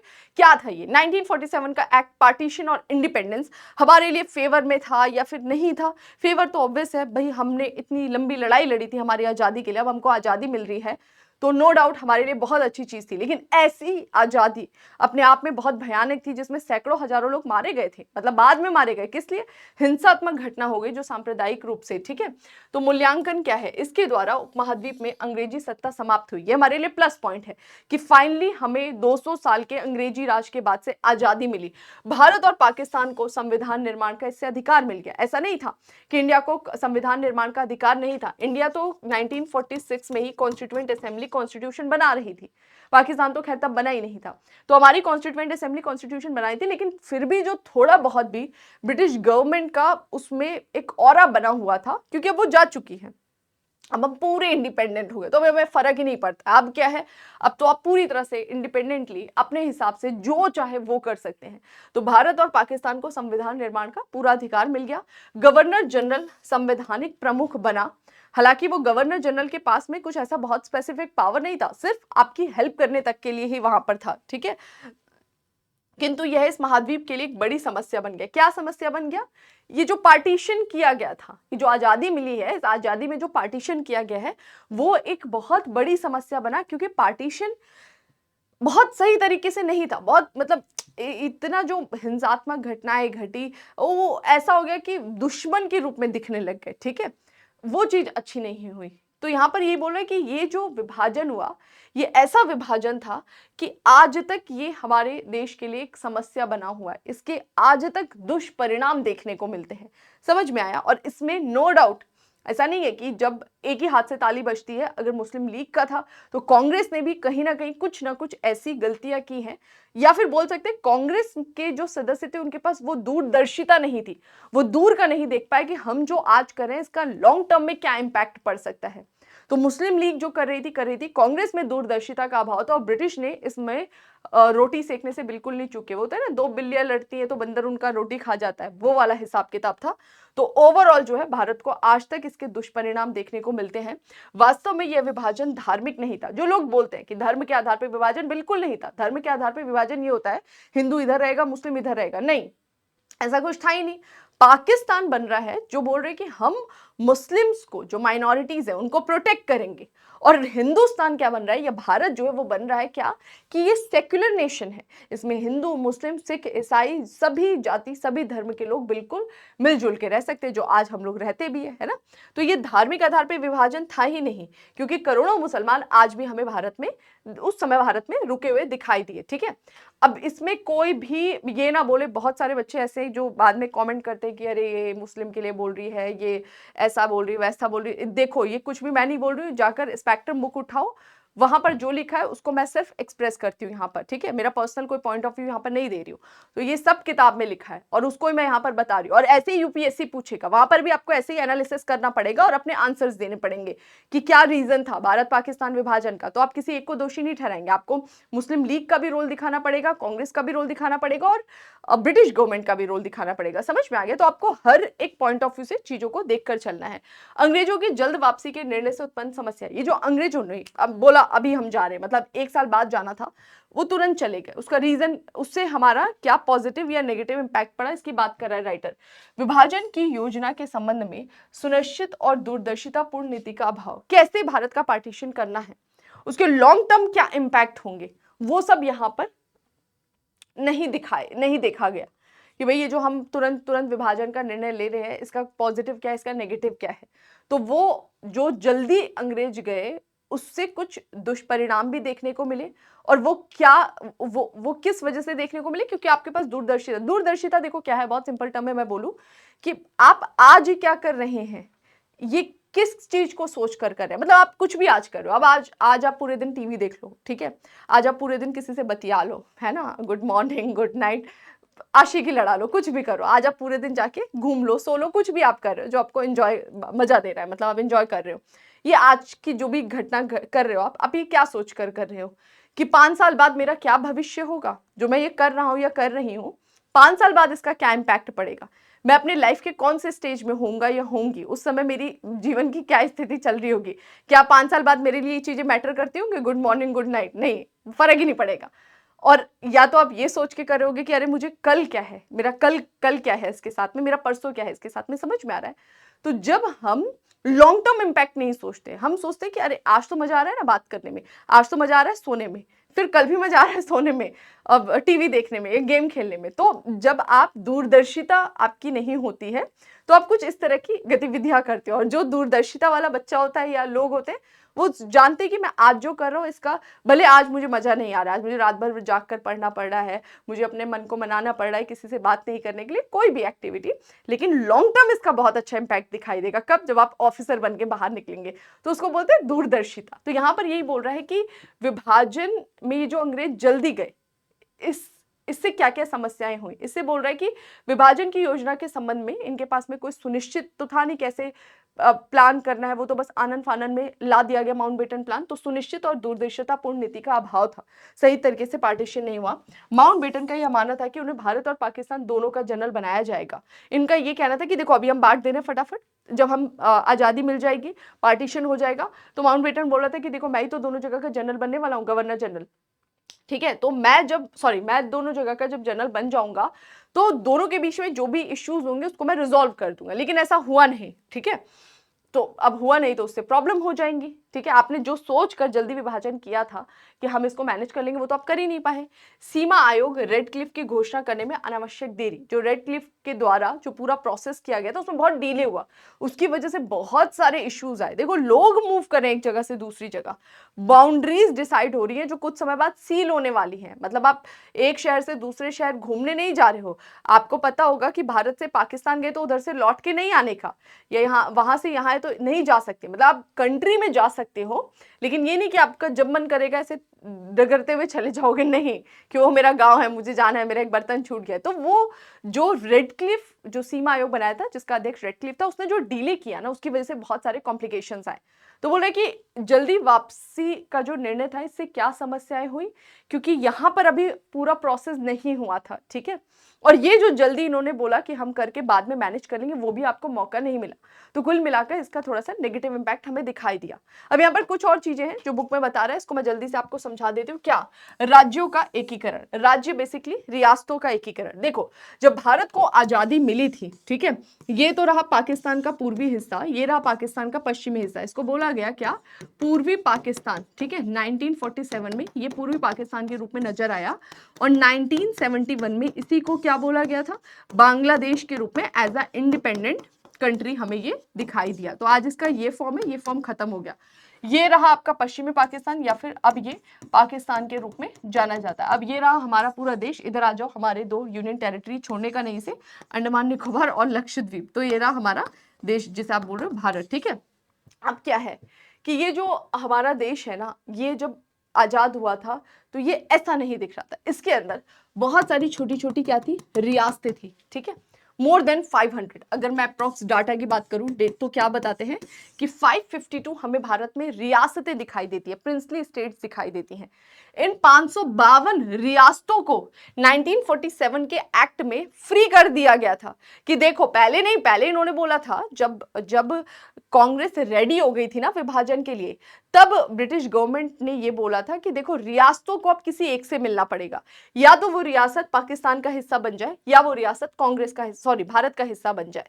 तब वो थोड़ी सी अड़ी थी, लेकिन जब 1947 का एक्ट आया ना, उसमें रियासतों को फ्री कर दिया गया, देखो तुमको हिस्सा बनने का है, इसका बन जाओ, तुमको इसका हिस्सा बनना है, तुम इसका बन जाओ, तुमको इंडिपेंडेंट रहना है, तुम इंडिपेंडेंट रह सकते हो। अब सोचो, भारत के अंदर 552 रियासतें जो सीमा से लगती हुई है या भारत के एग्जैक्ट अंदर है, लैंड वाले रीजन में, अब वहां पर उन रियासतों को बोले तुम इंडिपेंडेंट रह सकते हो, भारत के लिए कितनी बुरी स्थिति हो जाएगी, या वो पाकिस्तान से मिल सकते हैं। तो उस समय जब 1947 में आजादी मिली थी, इतना इजी नहीं था, बहुत बड़ा चैलेंज था। लेकिन सरदार वल्लभ भाई पटेल जो है वो बहुत ही शानदार व्यक्तित्व वाले व्यक्ति थे, उन्होंने बहुत इजीली इन चीजों को मैनेज किया। रियासतों के साथ एक मीटिंग की, उन्हें बोल दिया कि देखो, तुम राजा हो भले यहाँ के, लेकिन तुम्हारा राजा कैसे हो, तुम राजा कैसे हो, जनता से। और तुम्हारे यहाँ की जो पॉपुलेशन थी ना, एक्चुअली 1947 में जो हमें आजादी मिली है, इस आजादी के लिए हमने जितने भी नेशनल मूवमेंट चलाए हैं, उन नेशनल मूवमेंट में तुम्हारी जनता ने पार्टिसिपेट किया था। और उसने ये सोच के पार्टिसिपेट किया था कि जब हमको आजादी मिलेगी, हमको आजादी मिलेगी, तो अगर तुम बोल रहे हो कि नहीं भाई, मैं अपनी रियासत पे खुद रूल करूंगा, तो उन लोगों को पता लगेगा कि अरे उन्हें तो आजादी मिली नहीं, उनके तो तुम अभी भी राजा बन के बैठे हो, वो लीगल फॉर्म में आए नहीं है, वो कॉन्स्टिट्यूशन के दायरे में आए नहीं है, तब देख लेना तुम्हारा क्या हाल होगा। तो देखो, हम चाहते हैं कि आप इज्जत से भारत का हिस्सा बन जाइए, ठीक है। इज्जत से बन जाते हैं, आपका मान सम्मान रह जाएगा। अगर आप इज्जत से नहीं बनेंगे तो आपकी पॉपुलेशन खुद ही रिवोल्ट कर देगी आपके खिलाफ, और तब आपको बनना तब भी पड़ेगा, भाग के बनना पड़ेगा। तो 552 रियासतों में से ऑलमोस्ट जो है 549 रियासत जो है वो भारत का हिस्सा बन गई। इसमें से हमें 3 डिस्प्यूटेड एरियाज दिखाई देते हैं, एक आपका हैदराबाद, दूसरा आपका जूनागढ़ और तीसरा आपका जम्मू एंड कश्मीर, ठीक है। हैदराबाद और जूनागढ़ और जम्मू एंड कश्मीर ने इंडिपेंडेंट रहने का फैसला किया। हैदराबाद बहुत चाहता था पाकिस्तान से मिल जाए, लेकिन हमारे मेन लैंड में था, कैसे मिल सकते हो। तो हैदराबाद ने इंडिया के साथ टेम्पररी अस्थायी समझौता किया 1 साल का, और वो हमें गोली दे रहा था कि आगे देखेंगे। भारत भी बहुत निश्चिंत था, क्योंकि हमारे मेन लैंड में था ना, तुम क्या कर सकते हो, अब ना तो पाकिस्तान की आर्मी आ सकती है, ना एयरफोर्स आ सकता है, ना नेवल फोर्स आ सकते हो, हमारे बॉर्डर में थोड़े घुस सकते हो। तो हम थोड़े से निश्चिंत थे। फाइनली हमें पता लगता है कि हैदराबाद का जो नवाब था, उसकी निजाम जो बोलते थे पद, उसकी कुछ ऐसी हरकतें थी, वहां पर ना कुछ इस तरह की सेना होती थी जिनको रजाकार कहा जाता था। वो बेसिकली बहुत क्रूअल नेचर के होते थे, और वो उनके माध्यम से जब लोग विद्रोह करने लगे, तो उनके माध्यम से, रजाकारों के माध्यम से निजाम ने लोगों पर हिंसा चालू कर दी। अब बस वहीं पे भारतीय सरकार से उन्होंने मदद की गुहार लगाई। यहाँ पे हमने चलाया ऑपरेशन पोलो, या उसे पुलिस कार्यवाही भी बोलते हैं। थोड़े दिन का मामला था, सारा मामला शांत हो गया। हैदराबाद में कराया गया रेफरेंडम, उन्होंने बोला हम आपसे मिलना चाहते हैं, और हैदराबाद को भारत का हिस्सा बना लिया गया। यही प्रोसेस हुआ जूनागढ़ में तो डायरेक्ट ही भगा दिया था यहाँ के लोगों ने अपने शासक को, और फिर इन्होंने पूरा अपना मैं आपको शॉर्ट में समझा रही हूँ पूरा इन्होंने, क्योंकि आप पॉलिटी में इसको डिटेल से पढ़ोगे, ठीक है, पढ़ भी चुके होगे आप लोग। जूनागढ़ जो है, वहाँ के जो लोग थे, उन्होंने अपना ये मन व्यक्त किया कि हम भारत का हिस्सा बनना चाहते हैं, तो जूनागढ़ को डायरेक्ट रेफरेंडम से भारत का हिस्सा बनाया गया। जम्मू एंड कश्मीर फंस गया था मामला, हमारा भी बहुत खास कुछ इंटरेस्ट था नहीं, बॉर्डर से लगता जरूर था, लेकिन जम्मू कश्मीर के जो किंग थे ना, जिनका नाम था हरि सिंह बेसिकली क्या थे, हिंदू थे, और वहाँ की जो मैक्सिमम पॉपुलेशन थी वो हमें मुस्लिम दिखाई देती है। हरि सिंह ने इंडिपेंडेंट रहने का फैसला किया, लेकिन वहाँ के कुछ कबीलाई लोग थे, पाकिस्तानी सेना ने उनके साथ में साठगांठ कर ली, और उन कबीलाइयों का विद्रोह वहाँ पर देखने को मिला। हरि सिंह को पहले लगा कबीलाइयों का विद्रोह, लेकिन कुछ ही समय बाद पता लगा नहीं, ये तो पूरा सोचा समझा चाल है पाकिस्तान का। हरि सिंह आ गए हमारे पास मदद मांगने के लिए, और यहाँ पर नेहरू जी से मदद मांगी। नेहरू जी तो मदद के लिए तैयार थे, लेकिन माउंटबेटन का कहना था कि देखो हम दूसरे के मामले में नहीं घुस सकते, हम तभी घुस सकते तुम्हारे मामले में जब तुम भारत का हिस्सा हो सकते। अब यहाँ पर हरि सिंह रेडी हो गए फाइनली भारत के साथ समझौता करने पे, जो आप देखते हैं आर्टिकल 370 का प्रोविजन। तो उसने बोला हाँ मैं भारत का राज्य बनने के लिए तैयार हूँ, लेकिन हमारी कुछ कंडीशन होंगी, हमें स्पेशल स्टेटस दिया जाएगा। और उसी के साथ नेहरू और हरि सिंह के बीच में एक पूरा हस्ताक्षर हुआ, किसका, जम्मू एंड कश्मीर का भारत में विलय पर। तो विलय पत्र पर हस्ताक्षर हुआ, ये भारत का विशेष राज्य दर्जा के रूप में सम्मिलित हुआ अंडर आर्टिकल 370, और उसके बाद से यहाँ से सेना भेज दी गई। ऑलमोस्ट जो है जम्मू एंड कश्मीर जो है उसके 2/3 पार्ट को हमने कॉन्कर कर लिया, लेकिन उस समय तक बहुत सारी इंटरनेशनल ऑर्गेनाइजेशन आ चुकी थी जिसमें हमें इंटरनेशनल कोड भी दिखाई देती, यूएन का ही, यूनाइटेड नेशन जो उसी का हिस्सा है। तो यहाँ पर आप देखोगे यूनाइटेड नेशन के ऑर्गन्स पढ़ोगे ना, वहां पर आप पढ़ोगे तो ये मामला जो है वो थोड़ा सा कॉम्प्लिकेटेड ना हो जाए, ऐसा ना दिखने लगे कि भारत ने बिना उस इंटरनेशनल ऑर्गेनाइजेशन को इन्वॉल्व किए अपने आप पाकिस्तान से लड़ने घुस गया। तो उस चीज को वहां पर ले जाया गया और वहां पर जाकर थोड़ा सा मामला फंस गया। हालांकि वहां से ये जजमेंट आया था कि वॉर को रोक दिया जाए, उसके बाद से पहले पाकिस्तानी सेना पीछे हटे, फिर इंडियन आर्मी पीछे हटेगी, और उसके बाद से वहां पे रेफरेंडम कराया जाएगा जम्मू एंड कश्मीर किसका पार्ट बनना चाहता है। बस युद्ध रुका, ना पाकिस्तानी सेना हटी ना भारतीय सेना हटी, और यहीं पर क्या बन गया, पीओके, पाक ऑक्यूपाइड कश्मीर। और यहाँ पर इसके ये वाला पार्ट जो है जहां से उसकी सेना हटी नहीं, उसको पाकिस्तान अपना दावा करता है।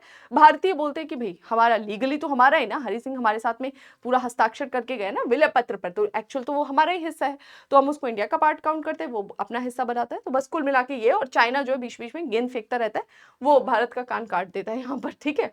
तो बस कुल मिला के ये था, और इस तरह से भारत का फाइनली एकीकरण हो गया। कुछ और भी क्षेत्र थे, जैसे आप लोग पढ़ेंगे, ये आपने एक्चुअली पॉलिटी में बहुत डिटेल से जाना होगा, इसलिए मैं थोड़ा सा यहाँ पे अवॉइड कर रही हूँ। क्या बोलते हैं, सिक्किम के बारे में आपने पढ़ा होगा कि सिक्किम जो है वो भी पूरी तरह से भारत का हिस्सा नहीं था उस समय। सिक्किम के केवल 3 जो मामले थे वो भारत के अंदर में आते थे, ठीक है। संचार संबंधी मामले हो गए, रक्षा संबंधी मामले हो गए, ठीक है।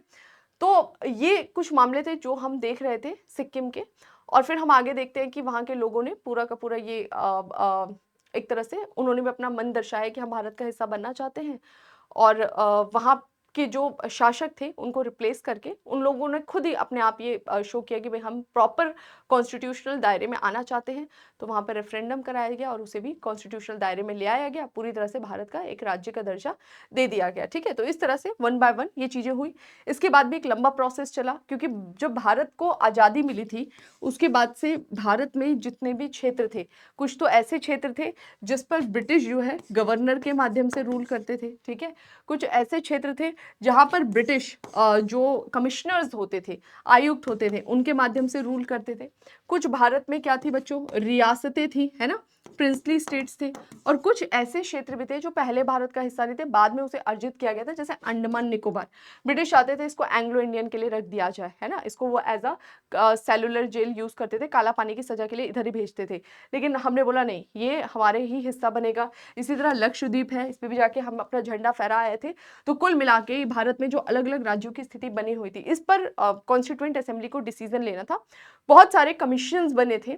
हम कुछ फेमस कमीशन की बात करें तो एसके धर आयोग जो है हमें दिखाई देता है, जेवीपी कमेटी दिखाई देती है, फिर आगे फाइनल जो है फैजल अली कमेटी दिखाई देती है, जिसके रिकमेंडेशन पे हमारे देश में राज्यों का पुनर्गठन किया था 1956 के एक्ट के हिसाब से, ठीक है।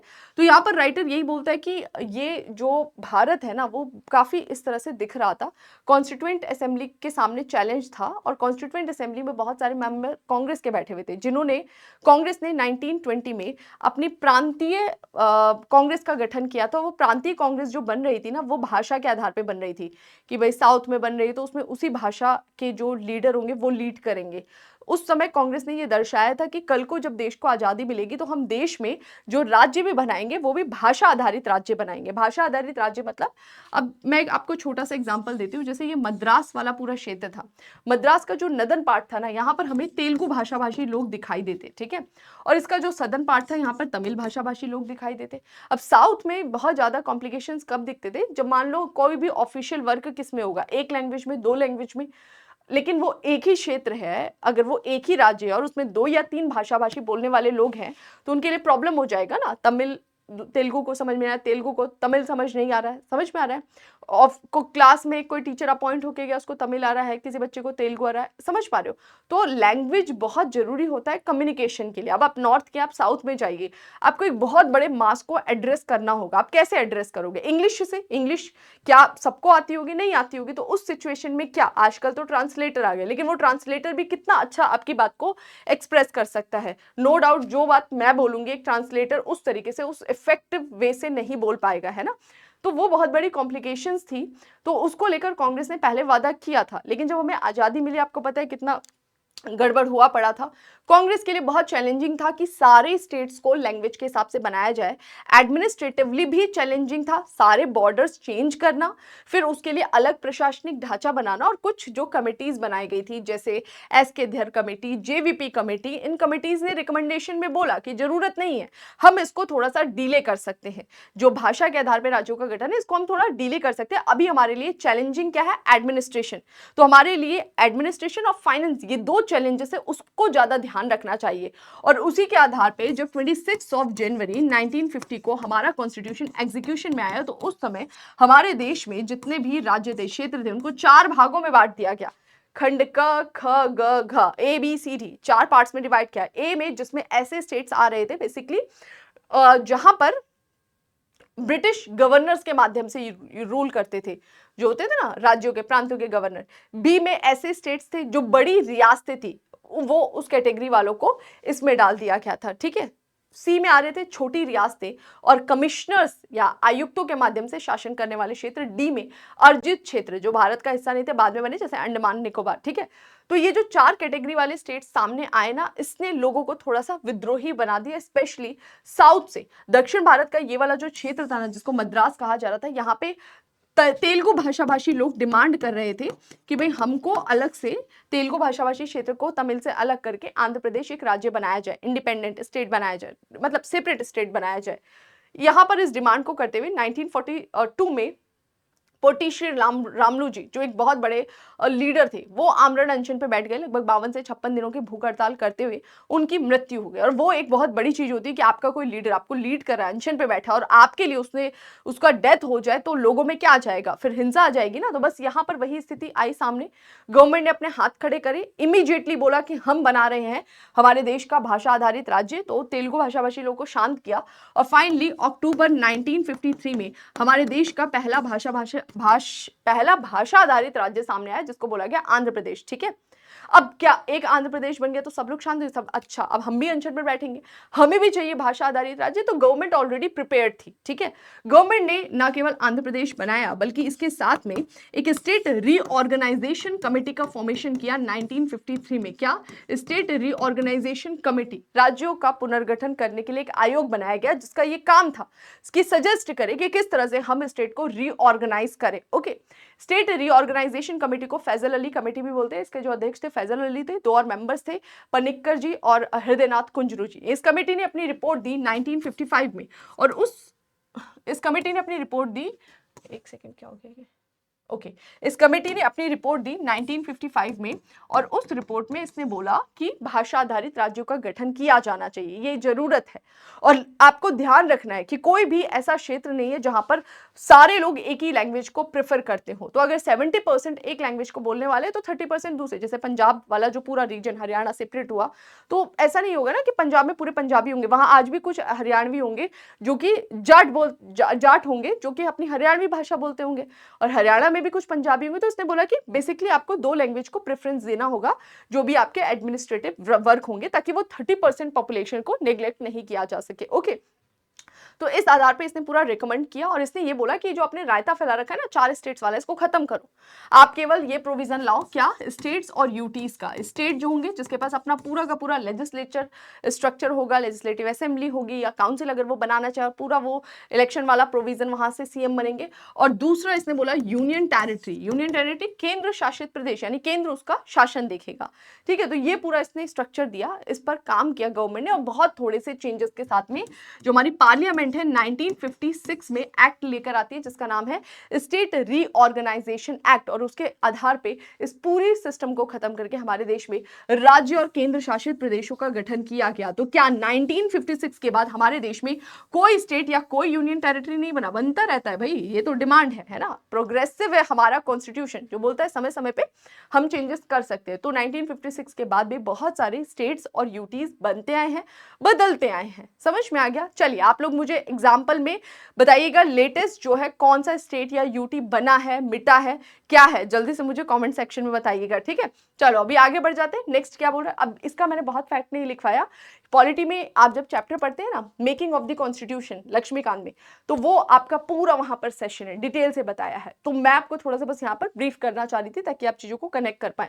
नेक्स्ट बोलता है राइटर, कांग्रेस ने विभाजन को क्यों स्वीकारा? आपसे पूछा जा सकता है क्या रीजन था, कांग्रेस अड़ा क्यों नहीं? देखो कांग्रेस के पास में ऑप्शन क्या था, एक चीज थी हिंसा, सांप्रदायिक दंगे, गांव के गांव साफ किए जा रहे थे। भैया ट्रेन निकल रही थी और उस ट्रेन में अगर हिंदू बैठे हैं या फिर उसमें मुस्लिम बैठे हैं तो दूसरे उसको पूरा साफ कर दे रहे। भैया जिसके घर का एक आदमी मर जाएगा या एक घर में 5 लोग हैं उसमें से 4 मर गए, जो बच गया उसको पता है किसने मारा, और वो मारा उस धर्म वाला, वो छोड़ेगा उसको, वो सही भी आदमी जाके निपटा देगा। और उसके घर का अगर जो बच गया वो बोलेगा किसने मारा, उसने मारा, वो अब उसको मारेगा प्लस उसके साथ वाले बाकियों को भी ढूंढ ढूंढ के मारेगा। तो इस तरह से कॉम्युनल जो यहाँ पर हमें चीजें दिखाई दी ना, ये क्या बोलते हैं वायलेंस दिखाई दिया, ये बहुत पैनिक वाली सिचुएशन थी कांग्रेस के लिए भी। और कांग्रेस ने डिसाइड किया कि भाई हम विभाजन पर एग्री हैं। और दूसरा कारण क्या था कि उसको पता था मुस्लिम लीग से कोई समझौता नहीं होने वाला है, क्योंकि मुस्लिम लीग समझौते के लिए वो बोल रही थी भाई मुझको पाकिस्तान चाहिए। और कब से ज्यादा अड़ गई, जब उसको दिख गया कॉन्स्टिट्यूएंट असेंबली के लिए जो इलेक्शन होने थे उस इलेक्शन का रिजल्ट आया, वहां पर मुस्लिम लीग ने देख लिया था रिजल्ट, और वो वहां पर समझ चुकी थी कि नहीं हमको सेपरेट होना है, अगर हमको मेजॉरिटी में आना है। तो एक ही तरीका है भाई, 20% से आप 100% में कैसे जाओगे, तो एक ही तरीका हम सेपरेट हो जाए, सेपरेट हो जाएंगे, हमारी खुद की कंट्री होगी तो हम 100% है ना वहां पर। तो माइनॉरिटी से मेजॉरिटी में जाना था, तो ये कांग्रेस को पता था, दोनों रीजन ये जिसने उसे बाध्य किया कि हम अब जो है आगे बढ़ेंगे, ठीक है। और उसका क्या तरीका था, पार्टीशन ही एक तरीका था, और लंबा नहीं खींच सकते थे इंडिया का इंडिपेंडेंस। अगर समझौता करने के लिए और लंबा खींचा जाता तो क्या पता कोई और स्थिति निकल आती, एक की जगह 3 टुकड़े हो जाते, नहीं आप बोल सकते ना। आगे, क्या भारत का विभाजन अनिवार्य था? अब देखो अलग अलग तरीका है। कांग्रेस उसको बोलता है कि ये कैसा है, ये बहुत बड़ी क्षति है, ऐसी क्षति जिसकी पूर्ति नहीं की जा सकती, कांग्रेस का ऐसा कहना है। तो कांग्रेस जो है भारत के विभाजन को अच्छा नहीं मानती है। मुस्लिम लीग का कहना है कि नहीं ये हमारे लिए जरूरी था, हमारे जो मुस्लिम भाई बहन हैं उनके एक तरह से ग्रोथ के लिए बहुत जरूरी था कि वो सेपरेटली उन पर ध्यान दिया जाए, मेजॉरिटी में वो आकर खुद अपने क्षेत्र में अपने हिसाब से रह सके, इस तरह का उनका एक रवैया था। दूसरा अगर हम बात करें ब्रिटिश गवर्नमेंट का, तो ब्रिटिश गवर्नमेंट ने सारा ठीकरा फोड़ दिया था मुस्लिम लीग पर। उसने बोला था कि देखो मुस्लिम लीग ऐसा चाहती थी इस वजह से। तो क्या भारत का विभाजन अनिवार्य था? कांग्रेस के हिसाब से अनिवार्य नहीं था। कांग्रेस चाहती तो कांग्रेस का कहना था कि हाँ समझौता किया जा सकता था। मुस्लिम लीग का कहना था कि नहीं अनिवार्य ही था, क्योंकि इसके अलावा कोई सॉल्यूशन नहीं था। और ब्रिटिश का कहना था कि नहीं इसको रोका जा सकता था, कब? जब मुस्लिम लीग रेडी होती। तो उसने पूरा ठीकरा मुस्लिम लीग पर फोड़ दिया। अभी आप अगर ओवरऑल बोलो बैलेंस अप्रोच में कि क्या अनिवार्य था या नहीं था, देखो अनिवार्य था उस सिचुएशन में जब इसे किया गया 1947 में, तब तो जरूरी था विभाजन, क्योंकि भाई दंगा हो रहा है। लेकिन हाँ उससे अगर 30 साल पहले देखे, 40 साल पहले देखे, तो उस समय तो कुछ ऐसा दिख ही नहीं रहा था कि कभी भारत का विभाजन भी होना चाहिए या अनिवार्य है, ऐसी स्थिति थी नहीं। तो थी नहीं वो स्थिति, पहले नहीं थी। लेकिन जो भी नेशनल मूवमेंट के लीडर्स थे, कहीं ना कहीं हर तरफ से छोटी छोटी चूक हुई। जैसे 1916 का जो सेशन था, लखनऊ पैक्ट हुआ, वहां पे कांग्रेस ने बात मान लिया था मुस्लिम लीग का, उनको साथ लेने के लिए कि चलो समझौता कर लेते हैं। इन्होंने जो बोला है कि कम्युनल बेस पर रिप्रेजेंटेशन, वो सबसे बड़ी गलती थी। तो जब धार्मिक तत्वों को धीरे धीरे इन्वॉल्व किया गया, वही बाद में चल के एक बड़ी चीज दिखाई दी ना। या फिर कांग्रेस की कुछ भी एक्टिविटी थी, जैसे हमने देखा कई बार कांग्रेस जो है नेशनल मूवमेंट चलाती थी तो उसमें कोई धार्मिक गतिविधि ले आती थी। जैसे फॉर एग्जाम्पल मैंने बोल दिया, जैसे गणेश उत्सव मना रहे हैं, तो कुछ ऐसी एक्टिविटी होती है जहां पर दूसरे धर्म के लोग अपने आप को थोड़ा सेपरेट समझने लगते हैं कि अरे हम तो इससे कैसे अपने आप को कनेक्ट करें। तो कुछ ऐसी गतिविधियां कांग्रेस की तरफ से भी हुई थी जिससे कहीं ना कहीं वो इनसिक्योरिटी धीरे धीरे घर कर गई। तो ओवरऑल बोले अगर, तो पहले जरूरत नहीं थी, लेकिन हाँ जिस समय ये घटना घटी है विभाजन, उस समय ये आवश्यक हो चुका था, जिस तरह की हिंसा दिखाई दे रही थी। अंग्रेजों को भारत छोड़ने पर बाध्य करने वाली शक्तियां क्या थी? अंग्रेजों को भारत छोड़ने पर बाध्य करने वाली बहुत सारी शक्तियां थी जो हमने फ्रीडम स्ट्रगल चलाया था। मैं ऑलरेडी प्रीवियस लेक्चर में आपको ये डिटेल से बता चुकी हूँ। देखो अगर 1947 में क्यों भारत छोड़ा, तो उसका एक रीजन है, सेकेंड वर्ल्ड वॉर जो हुआ था, उस वर्ल्ड वॉर में ब्रिटिश जो है पूरी तरह से इनका काम तमाम हो चुका था। पॉलिटिकली, फाइनेंशियली, एडमिनिस्ट्रेटिवली हर तरीके से ये एग्जॉस्ट हो चुके थे। ठीक है, हर तरीके से एग्जॉस्ट हो चुके थे। तो सेकेंड वर्ल्ड वॉर के बाद जो इनकी हालत थी, ये समझ चुके थे कि अब हमको रूल नहीं करना चाहिए। और एक और चीज, सेकेंड वर्ल्ड के बाद में दो बड़ी पॉलिटिकल पार्ट ग्रुप जो हमें दिखाई देते हैं, एक हमें दिखाई देता है यूएसएसआर, ओके, जिसको आप बोलते हैं सोवियत संघ या सोवियत रूस, और दूसरा हमें दिखाई देता है यूएस। तो अब इंटरनेशनल पॉलिटिकल जो पटल था उस पर कौन आ गए? ये दो बड़ी कंट्रीज आ गए, और ये दो बड़ी कंट्रीज आ गए और ब्रिटिश जो है वो गायब हो गए। अब ये दो बड़ी कंट्रीज जो वो कहीं ना कहीं इंडिया को देख रही थी, इनका फेवर करना चाहती थी। तो वहां पर ब्रिटिश गवर्नमेंट पर लगातार दबाव था, क्योंकि इन्होंने लोगों के राइट्स के लिए लड़ा था, ह्यूमन राइट्स के लिए, जर्मनी के खिलाफ। अब ये बोलेंगे ना ब्रिटिश से कि तुम क्या कर रहे हो इंडिया में, अब कहाँ गए ह्यूमन राइट, तो ब्रिटिश गवर्नमेंट पर दबाव था। तीसरा, भारत में होने वाले जो नेशनल मूवमेंट्स थे, अब जो नेशनल मूवमेंट दिखाई दिए, गांधी जी बोल रहे डू और डाई 1942। और सबसे बड़ी चीज है ना, अगर किसी भी सरकार के लिए अगर उसकी सेना रिवोल्ट करते, जैसे आपने देखा ना आजाद हिंद फौज बनी। आजाद हिंद फौज क्या है? जो आपकी आर्मी है, जो आपकी तरफ से लड़ने गई थी, वो अब आपके खिलाफ ही लड़ रही है। वही है ना, जो ब्रिटिश इंडियन आर्मी के लोग थे, आजाद हिंद फौज, आर्मी आपके खिलाफ हो गई। आपने देखा नौसेना विद्रोह हुआ किस तरह से, अब नौसेना आपकी, नेवी आपके खिलाफ हो गई। कितना डेंजरस चीज है ये, ठीक है। तो जो आपके सशस्त्र बल है ना, वो आपके खिलाफ हो रहे हैं, आर्मी, नेवी, तो वो अच्छी सिचुएशन नहीं है। और प्लस जो नेशनल मूवमेंट में लोगों का आक्रोश दिखाई दे रहा है 1942 में, जहां पे लीडर्स बोल दे रहे हैं डायरेक्टली हिंसा के लिए, और जब लोग हिंसा करे तो, और बार बार बोल रहा था ब्रिटिश गवर्नमेंट गांधी जी को, जब वो अनशन पे बैठे थे कि भैया तुम हिंसा करने मना बोलो, गांधी जी बोले मैंने हिंसा करने बोला ही नहीं है, मैं उसको रोकने नहीं जाऊंगा, क्योंकि तुम उसको मार रहे हो तो वो भी रिप्लाई करेगा, ओके। तो वो स्थिति ब्रिटिश गवर्नमेंट को दिखाई दे चुकी थी। प्लस ब्रिटिश गवर्नमेंट को जितना आपको लूटना था ऑलरेडी वो एक्सप्लॉइट कर चुके थे। उनको पता था कि अब मैं यहाँ पर 10 साल भी रहूं, 2 साल भी रहूं, 3 साल भी रहूं, तो जितना मेरा अर्निंग नहीं होगा, उससे ज्यादा मुझे यहाँ के रिवोल्ट को सप्रेस करने में, उसको दबाने में मुझे उससे ज्यादा पैसा खर्च करना पड़ेगा, एनर्जी खर्च करनी पड़ेगी, और प्लस जो वैश्विक रूप से मेरी बुराई मिलेगी मुझे, वो अलग है। तो इसलिए ब्रिटिश अपनी अच्छी छवि के साथ ही भारत से बाहर निकलना चाहता था, और जाना इसलिए भी चाहता था कि कांग्रेस और मुस्लिम लीग कोई समझौते के लिए रेडी नहीं थी। उसको था कि चलो छोड़ो इनको, इनके हाल पे छोड़ो, इनको इनके राइट्स दो और देकर यहाँ से निकलो। तो ये सारे फैक्टर्स थे जिसने 1945 के बाद ऐसी परिस्थिति बना दी कि ब्रिटिश गवर्नमेंट ने डिसाइड किया, कि ब्रिटिश इंडियन गवर्नमेंट ने, कि अब हम भारत से चलते हैं। बस इतना ही हमारा यहाँ पर दाना पानी था, ठीक है। और दूसरा ये भी कि ब्रिटिश गवर्नमेंट, जैसे यूएसएसआर है या यूएसए, सब अपने ग्रुप्स बना रहे हैं ना, ऐसे ब्रिटिश गवर्नमेंट भी क्या बनाई थी, अपना ग्रुप बना रही थी। उसको पता था कि अगर मैं इनको आज़ादी दे देता हूँ, इनको मैं मेरे वाले गुट में शामिल कर लूंगा, है ना। तो वो सारी चीजें थी। कॉमनवेल्थ नेशन वाला जो कंसेप्ट था वो यही था, ब्रिटिश गवर्नमेंट के पास अच्छा अपॉर्चुनिटी था कि इसको कॉमनवेल्थ में शामिल करें, और हम हुए भी थे। तो ये सारे फैक्टर्स थे जिसने अंग्रेजों को भारत छोड़ने पर फाइनली बाध्य कर दिया था, ठीक है। तो ये एक चैप्टर था जहां पर हमने ओवरऑल समझा हमारे इंडिपेंडेंस के बारे में, और उससे रिलेटेड जो पार्टीशन हमारे सामने आया उसके बारे में, क्या क्या चैलेंजेस थे, एक्ट में क्या प्रोविजन था, और अलग अलग जो थॉट प्रोसेस है वो हमने डिस्कस किया। थोड़ा सा आपको आइडिया होना चाहिए, 2-4 पॉइंट्स पता होने चाहिए, इसमें बहुत ज्यादा ऐसा कुछ फैक्ट था नहीं। जो 1947 का एक्ट है ना, केवल उस एक्ट को आपको अच्छे से पढ़ना है, और इसके साथ में और अच्छे से इसे समझना है तो आप चले जाओ लक्ष्मीकांत की जो बुक है, उसमें चैप्टर है मेकिंग ऑफ द कॉन्स्टिट्यूशन, संविधान का निर्माण, हाँ उसी में ये मिल जाएगा। उसमें ही लास्ट में बता रखा है स्टेट रीऑर्गेनाइजेशन वगैरह के बारे में, उसके साथ अगर इसे पढ़ोगे तो और अच्छे से समझ में आएगा, ठीक है। तो चलिए फिर, ये था हमारा चैप्टर नंबर 25 कंप्लीट हो चुका है। बस बहुत तेजी से हम आगे बढ़ेंगे, अब कुछ और चीजें बढ़ना है हमें। आफ्टर इंडिपेंडेंस क्या हमें सिनेरियोज दिखाई दिए, फिर हम स्पेसिफिकली ब्रिटिश के एक्शंस पढ़ेंगे इंडिया में।